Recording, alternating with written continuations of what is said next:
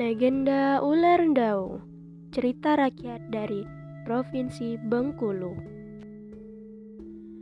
Pada zaman dahulu, pada sebuah puncak gunung yang terletak di wilayah Bengkulu, hiduplah seekor ular raksasa.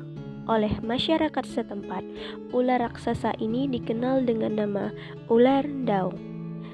Terletak di pesisir barat Pulau Sumatera di bagian timur Provinsi Bengkulu, berbatasan dengan Provinsi Sumatera Selatan dan Jambi. Di bagian selatan berbatasan dengan Provinsi Lampung dan di bagian utara berbatasan dengan Sumatera Barat.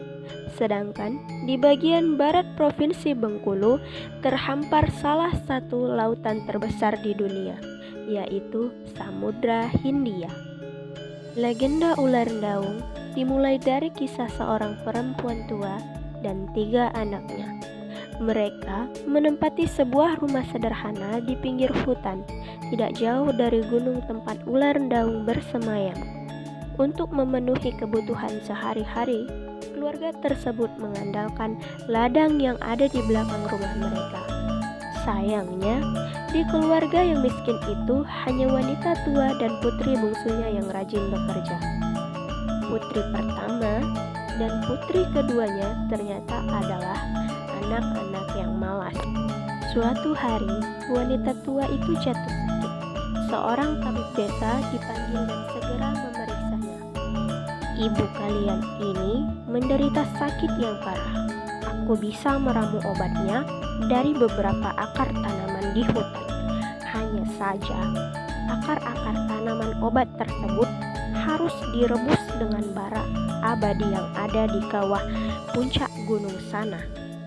Sekarang, siapa di antara kalian yang berani mengambil bara abadi itu? Aduh, maafkan aku, Ibu. Mana berani aku mengambil bara api di kawah gunung. Aku juga tidak berani, Ibu. Di puncak gunung itu bersemayam ular raksasa. Bagaimana jika aku dimakan ular itu? Demi Ibu, aku siap mengambil bara abadi itu. Ibu doakan aku supaya selamat ya. Ternyata, justru putri bungsu yang berani mengambil bara abadi tersebut. Sebelum berangkat, putri bungsu tidak lupa mencium tangan ibunya dan memohon didoakan agar selamat.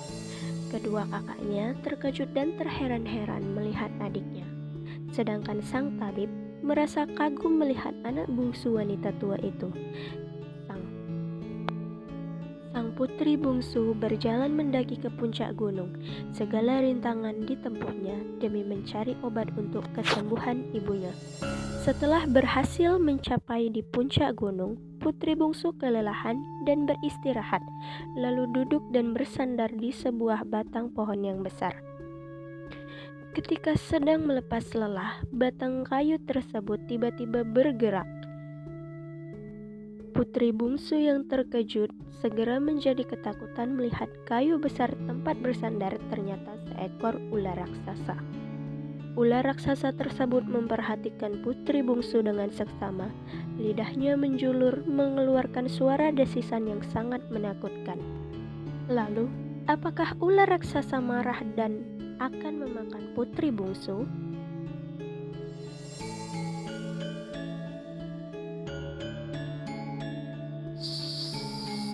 Wah, siapakah engkau dan kenapa ada di puncak gunung ini? Lalu, putri bungsu kemudian menceritakan penyakit yang menimpa ibunya.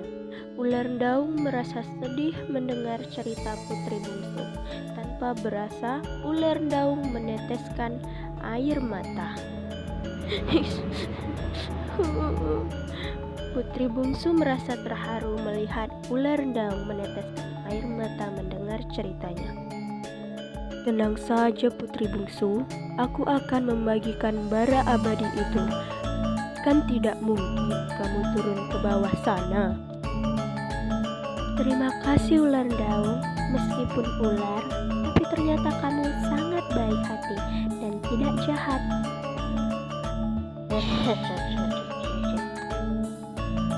Ular daung segera turun ke dalam kawah mengambil bara abadi itu. Sedangkan putri bungsu mengamati dari bibir kawah. Tiba-tiba terdengar ledakan dari dalam kawah. Asap putih menjadi sangat tebal sehingga putri bungsu tidak melihat ular daung.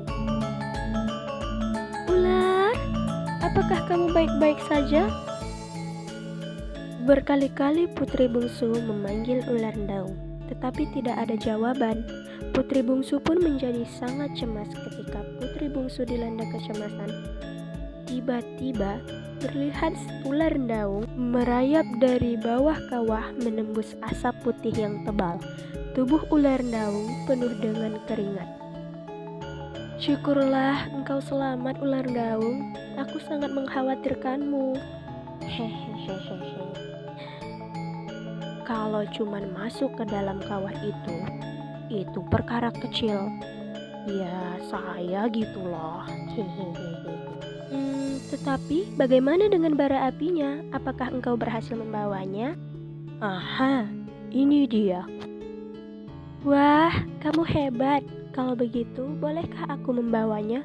Aku ingin sekali ibuku cepat sembuh.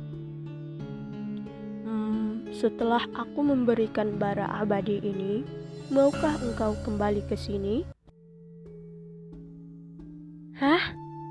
Kenapa aku harus kembali ke sini?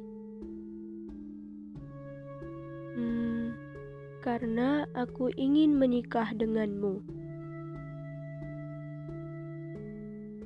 Hah? Bagaimana ya? Aku bingung harus menjawab apa. Baiklah, mana mungkin ular menyeramkan sepertiku menikah dengan gadis secantik dirimu. Terimalah bara abadi ini. Semoga ibumu cepat sembuh. Ular, aku akan segera pulang untuk mengobati ibuku. Setelah ibuku sembuh, aku akan segera kembali ke sini. Wah, benarkah? Terima kasih putri, aku sangat bahagia.